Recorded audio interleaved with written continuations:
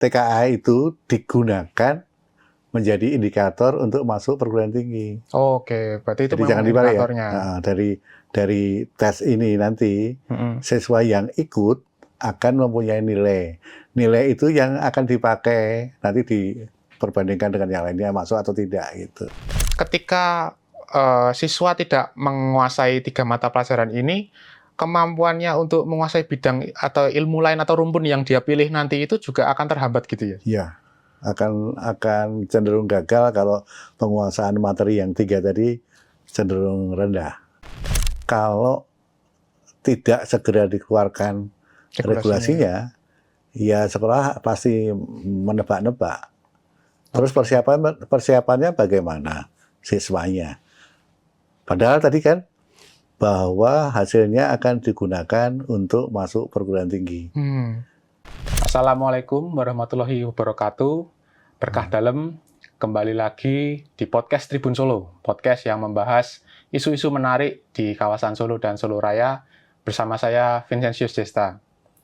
Tribuners, kali ini kita akan membahas masalah pendidikan. Belum lama ini kita tahu di era anak-anak 90-an kita tuh selalu melaksanakan yang namanya ujian nasional. Nah, tapi sempat hilang. Sekarang isu yang beredar akan ada kembali ujian nasional tapi dengan nama baru nih. Ada yang menyebutkan itu bernama asesmen nasional dan juga ada tes kompetensi akademik atau TKA. Nah, sebenarnya bagaimana isu-isu ini berkembang di masyarakat, kita akan bahas langsung dengan Bapak Benedictus Beni Witaryanto, seorang perekayasa ahli utama Badan Riset dan Inovasi Nasional yang juga pernah menjabat sebagai Kepala Bidang Analisis Pemanfaatan Hasil Penilaian Pusat Asesmen Pendidikan Balitbang Kemendikbud. Kita langsung sapa beliau. Selamat siang, Pak Beni. Selamat siang, Mas Wijan. Apa kabar, Pak? Baik. Nah, Pak Beni, ini yang sebagai awal dulu nih. Tadi kan ada isu yang mengatakan ujian nasional ini kembali ada gitu. Nah, tapi benar nggak sih tahun ini akan ada yang disebut tadi, asesmen nasional dan tes kemampuan akademik atau TKA itu? Ini tuh sudah tertuang dalam regulasi kah? Kalau yang pertama, asesmen nasional pasti ada, karena sudah ada surat Kepala Badan pertanggal 14 April 2025. Kemudian kalau yang tes kemampuan akademik itu belum ada regulasinya. Tapi wacananya sudah beredar di media massa. Menteri selalu menyebutkan, Kepala Badan juga menyebutkan bahwa ada tes kemampuan akademik tahun ini untuk yang kelas 12. Gitu ya. Oh, jadi untuk yang tes kemampuan akademik ini tuh belum ada regulasinya ya berarti ya? Belum ada, lagi dipersiapkan. Oke.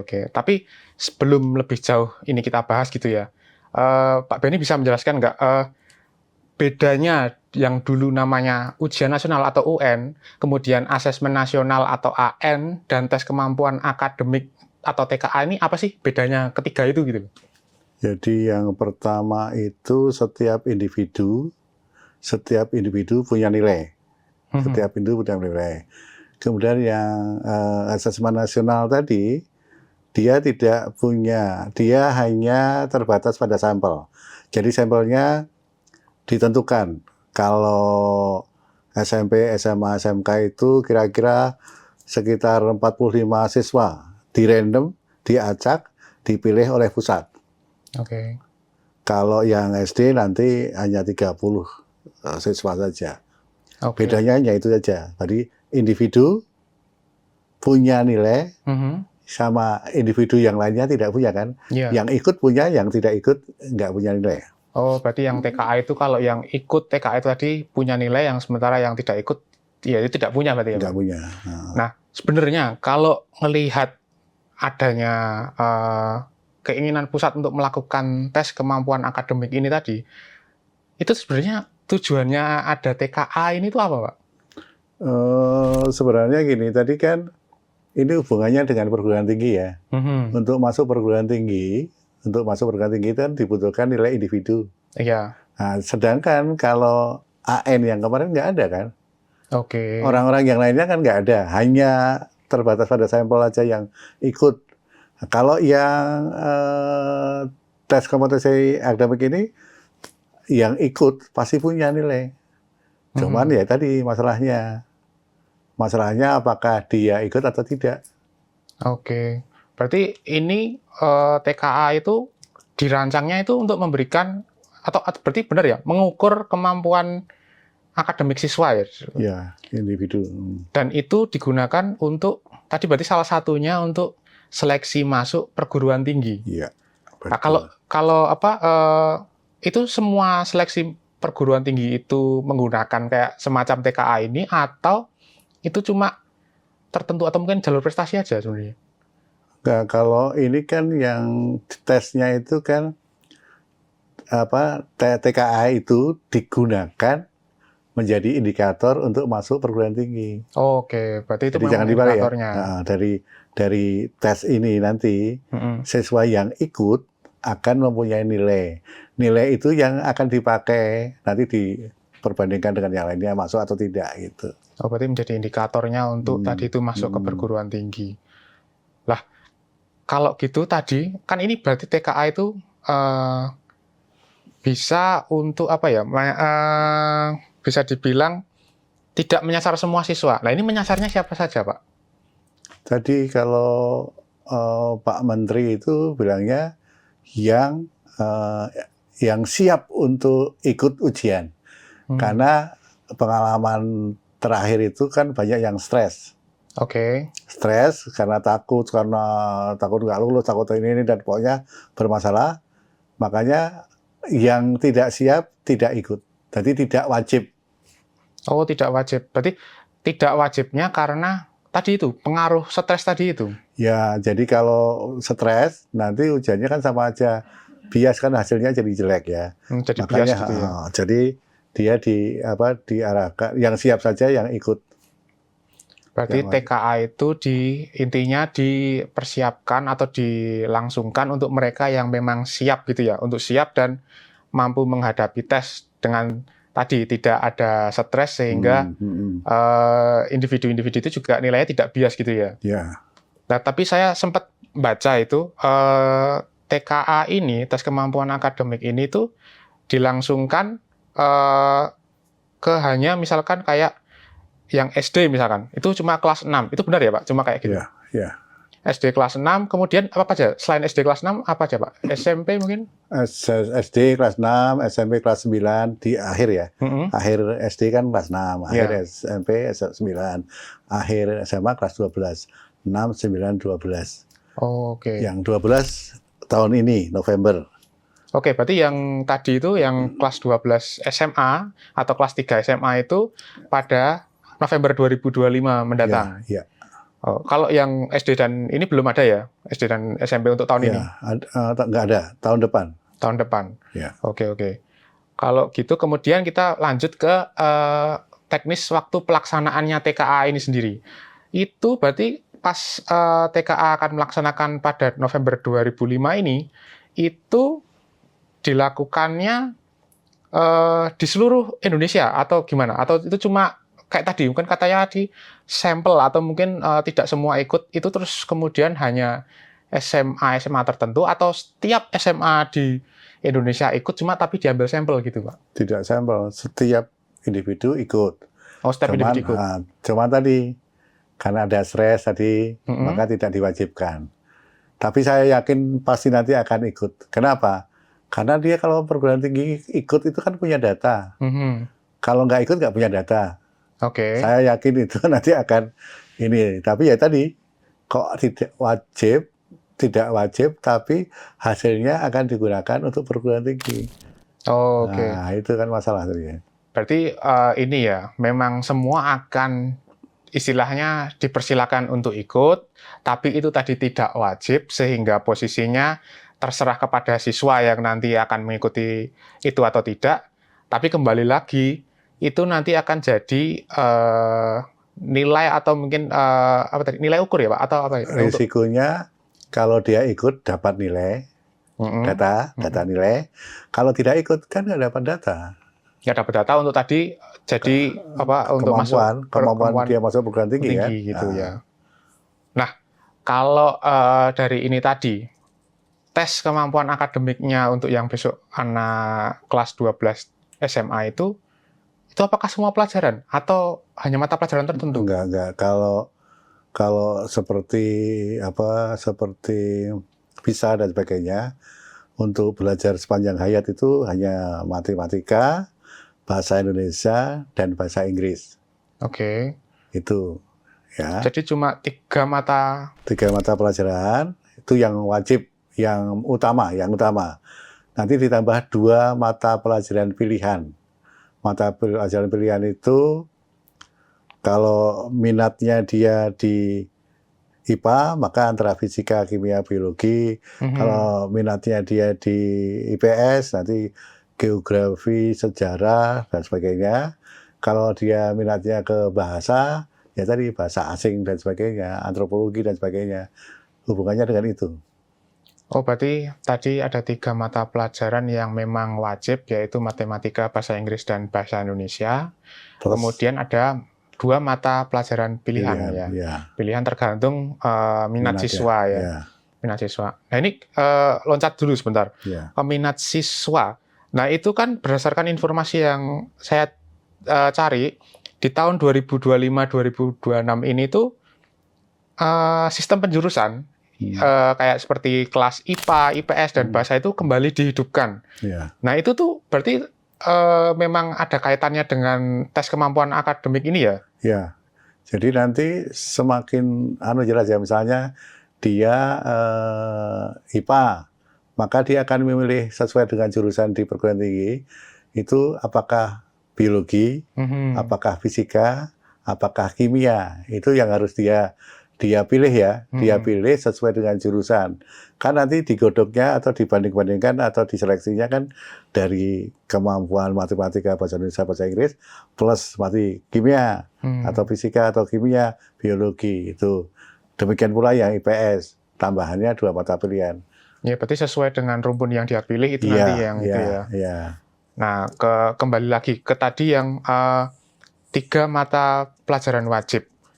Itu kan ya memang selama ini kayak di ujian nasional itu juga zaman dahulu tetap istilahnya sebagai mata pelajaran yang wajib untuk diujikan gitu. Tapi kenapa sebenarnya 3 mata pelajaran itu yang diujikan? Apakah itu ada penilaian tersendiri dari mungkin Kementerian Pendidikan Dasar dan Menengah itu ada apa? Mungkin ada pandangan sendiri kenapa itu wajib gitu?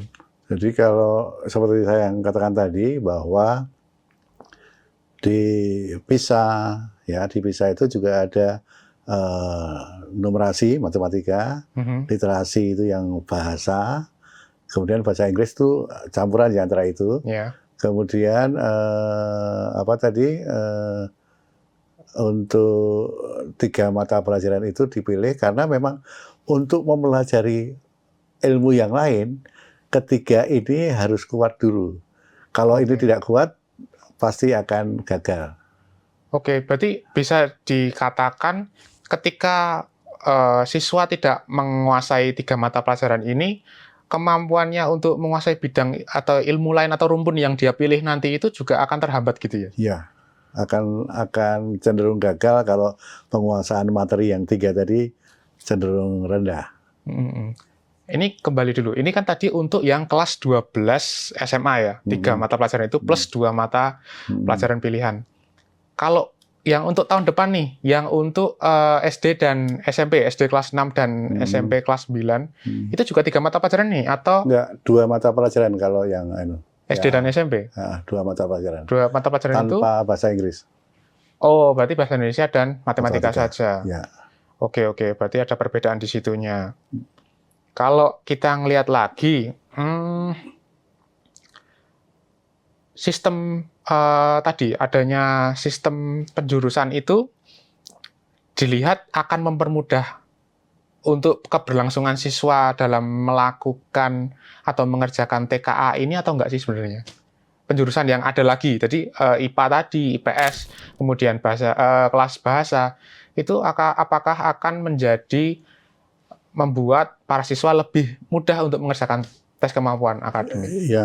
Yang tes kemampuan akademik, iya ya, dia tiga mata pelajaran. Tapi yang minatnya kan dia memang belajar sungguh-sungguh kalau jurusan bahasa, program bahasa, itu kan dia belajar antropologi, bahasa Jerman ya, di tempat Pak Vincent ya, atau IPA, itu kimia, fisika, biologi misalnya. Seperti itu. Jadi semakin dia mendalami minat itu, menambah nilai kan, kalau dia dua mata pilihan dia akan menambah nilainya aja. Oke, kalau kita lihat lagi, ini setahu saya ya, info yang beredar, walaupun TKA ini sudah akan digelar pada November 2025 mendatang, itu ternyata ada beberapa sekolah yang saya tahu masih menganggap hal ini wacana atau belum terjadi, atau ini belum akan dilakukan gitu. Nah, kalau dari informasi yang Pak Beni tahu, itu memang di sekolah-sekolah apakah memang semua sudah tahu, atau memang ada sekolah-sekolah yang tadi itu belum siap dan bahkan menganggap itu hanya wacana gitu? Ya, kebetulan saya waktu itu ke Jakarta ya, ada salah satu sekolah menengah kejuruan SMK bagus, tapi saya tanya, kan itu sedang wacana, masih wacana. Loh, November loh Bu, ini November loh. Kemudian yang di Surabaya via WA, saya tanya apakah sudah siap dengan TKA, tes kemampuan akademik? Enggak, kan belum ada regulasinya, belum ada surat edarannya. Jadi selama belum ada surat edaran tadi, itu sekolah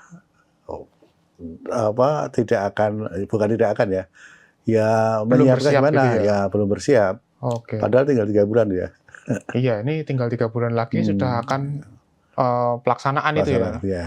Nah, itu kalau yang tadi kan asesmen nasional itu sudah ada regulasinya. Cuma kalau TKA karena belum ada, dari yang terbaru, mungkin Kementerian sendiri sudah melakukan rapat terbaru, hasilnya gimana kalau dari itu, Pak? Kalau ini kan mereka sedang rakor ya, tapi kan rakornya terbatas ya, terbatas ke provinsi tertentu yang dari mereka nih kita akan tahu apakah kebijakan tentang TKA ini perlu dipoles, perlu ditambah apa, yang kurang apa gitu. Masih berlangsung ya.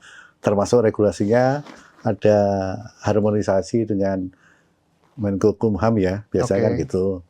Nah, yang jadi masalah itu tadi, kalau tidak segera dikeluarkan regulasinya, ya sekolah pasti menebak-nebak. Terus persiapannya bagaimana siswanya? Padahal tadi kan bahwa hasilnya akan digunakan untuk masuk perguruan tinggi. Kalau nggak siap, tidak mempersiapkan diri, itu pertanyaan pertanyaan kritisnya itu. Kalau melihat idealnya, Pak, idealnya di lapangan, itu apakah siswa juga perlu mempersiapkan diri seperti ini nanti bentuk tipe ujiannya itu apakah memang manual seperti zaman dulu tertulis atau menggunakan mungkin sistemnya berbasis komputer kembali gitu? Berbasis komputer, pakai aplikasi. Kalau yang asesmen nasional itu ANBK, kalau yang ujian nasional dulu UNBK. Jadi yang ini pakai aplikasi, tapi namanya saya belum tahu. Ya, cuma itu tadi berarti menurut Pak Beni selaku yang berkecimpung di ini, itu perlu nggak siswa-siswa itu melakukan ibaratnya latihan, walaupun ini kan ya memang regulasi belum ada, dibiasakan gitulah untuk melakukan itu. Ya, seperti waktu saya dulu jadi kepala bidang, saya karena ujian nasional, asesmen nasional itu pertama kali dilakukan oleh anak-anak, dan dia tidak tahu bentuk model soalnya, maka saya buatkan aplikasi persis ujian sebenarnya. Jadi ada soal menjodohkan, dia mengklik dari kiri ke kanan. Oke. Kalau dari kanan ke kiri nggak bisa. Makanya ada latihan tadi, ayo coba AKM. Namanya ayo coba AKM. Seperti itu. Terus nanti ada pilihan ganda kompleks. Pilihan ganda kompleks itu jawabannya pasti lebih dari satu. Jadi kalau itu tidak diketahui, dia hanya klik satu, ya salah. Oke. Kesalahan itu bukan karena dia tidak tahu, tetapi karena ketidaktahuan infrastrukturnya. Nah, itu bahaya. Oke. Kan nggak pernah menggunakan aplikasi, dikasih coba gunakan aplikasi, kan nggak bisa. Nggak bisa itu menggerakkan aplikasinya, bukan karena nggak tahu materinya, itu yang jadi masalah. Oh, berarti malah terbentur istilahnya kesulitan atau hambatannya itu ada yang pada kebiasaannya dia mengakses aplikasi atau itunya tadi bukan di materi gitu kan ya. Nah, itu berarti seharusnya memang ada idealnya ya, idealnya ada pembiasaan terhadap hal itu. Tapi mengingat waktunya ini hanya tinggal 3 bulan efektif mungkin ya, 3 bulan efektif, itu yang harus dikejar untuk saat ini mungkin dari pemerintah pusat atau kementerian, itu apa selain membuat regulasinya, Pak? Jadi ini kan mereka maraton ya, jadi penyusunan soal termasuk aplikasinya kan sedang dibuat. Kemudian tadi harmonisasi Kemenham tadi. Kemudian yang saya gadang-gadang pemerintah terutama Pusmendik tadi membuat aplikasi tentang tes kemampuan akademik, sehingga semua pernah mengerjakan dan tahu modelnya soal itu, tahu model ya, bukan tahu materi. Ini bukan nge-drill, tetapi membiasakan diri dengan infrastruktur. Itu aja dari aplikasinya saya, itu ya. Selama ini dengan tadi pengalaman Bapak Beni tadi di waktu menjadi kepala badan ya, kepala bidang itu tadi, berarti pernah ya anak-anak itu di lapangan merasakan kayak histeris atau mungkin khawatir karena kondisinya belum pernah dibiasakan gitu ya? Ya, terutama yang untuk SD ya. SD itu kan kalau asesmen nasional kan kelas 5. Itu situ saja ada masalah. Dia kidal sama enggak itu beda loh ya. Kidal gitu. Jadi kalau yang menjodohkan tadi, klik gini, kan susah kadang-kadang. Jadi antara simulasi dengan kenyataannya itu harus sama sebenarnya. Simulasinya pakai laptop, pakai mouse, nanti ujiannya juga harus sama. Nanti kalau beda, akan bermasalah bagi dia. Itu yang harus diperhatikan benar oleh sekolah ya. Kadang-kadang kan nambah laptopnya kan dari punyanya guru kan. Itu juga pengadaannya juga perlu dipikirkan ya ke depan itu. Ya, betul. Nah, kalau ini closing statement, Pak. Jadi memang pada akhirnya ketika nanti tes kemampuan akademik ini untuk dilakukan kepada siswa kelas 12 SMA November mendatang, apa saja memang yang harus dilakukan dan dipersiapkan agar TKA-nya ini nanti itu berjalan dengan lancar gitu. Mungkin itu bisa dari beberapa sudut pandang ya, misalkan dari siswanya sendiri gimana, mungkin dari kementeriannya sendiri gimana, atau juga dari mungkin orang tua siswa untuk membiasakan anak-anaknya nanti untuk bisa mengerjakan TKA itu gitu. Ya, yang pertama aplikasi itu tadi yang saya bayangkan, aplikasi tadi ada dulu. Saya yakin ada itu dibuat ya. Dengan waktu yang terbatas itu, kalau tidak ada itu apalagi spesifikasi ya, kisi-kisi yang mau diukur itu belum ada. Nah, itu bayangkan kan susah.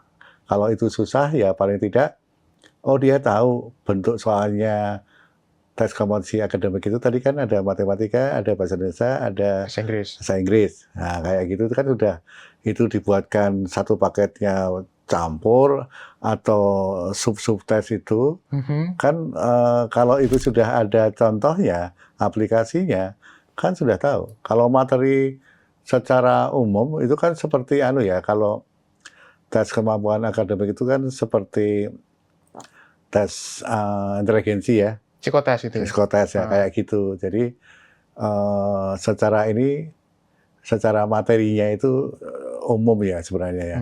Tapi secara ini bahasa Indonesia, ini matematika, ini bahasa Inggris, dua-duanya dibuat bahasa Inggris kan modelnya seperti itu. Jadi kalau itu ada, oke, saya yakin. Yang kedua tadi regulasi atau surat edaran atau surat keputusan apapun namanya itu harus segera dibuatkan sehingga sekolah ternyata ada loh ujian tes kompetensi anak itu bukan wacana lagi tapi ada yang SMA yang kelas 12 tadi kan sudah November ya. Kalau nggak salah SD SMP itu April. Oke, April 2026, tahun depan 2006. Ya. Nah kalau nggak salah itu jadi kalau sudah ada SK-nya, sudah ada surat edarannya, guru, sekolah, dinas, sebagainya bersatu padu mempersiapkan aplikasinya, mempersiapkan bukan pengadaan ya. Kalau saya pokoknya infrastrukturnya itu disiapkan. Kalau perlu itu seperti tahun-tahun sebelumnya kita kan ada resource sharing ya. Jadi dari biasanya kan SMA dulu, SMK, SMA SMK ya, kemudian SMP, kemudian SD gitu kan. Jadi yang punyanya SMA SMK digunakan SMP, yang SMP digunakan termasuk SMA SMK digunakan SD. Jadi saling berbagi infrastruktur supaya berjalan lancar. Tapi hati-hati, jangan ada wani biro. Oke, jadi memang ini perlu ya kita Tribuners mungkin yang ada di Solo dan Solo Raya juga wajib tahu bahwa November 2025 mendatang untuk bagi yang kelas 12 SMA itu juga mungkin yang sekarang belum tahu semoga segera tahu bahwa ada tes kemampuan akademik dan pihak sekolah mungkin dan mungkin masing-masing instansi yang terkait bisa segera memfollow up, mempersiapkan diri sehingga nanti pun siswa itu tidak keteteran dan dapat menghasilkan nilai terbaik saat mengerjakan TKA tersebut. Nah, sekali lagi kepada Pak Benny kita sampaikan terima kasih atas informasinya, telah sharing informasi-informasi yang penting ini ya untuk pendidikan, untuk bagi siswa-siswa di luar sana. Nah, ini Tribuners, bincang-bincang kita kali ini cukup sampai di sini. Kita akan bertemu lagi di podcast Tribun Solo lainnya. Saya Vincentius Jesta undur diri. Assalamualaikum warahmatullahi wabarakatuh.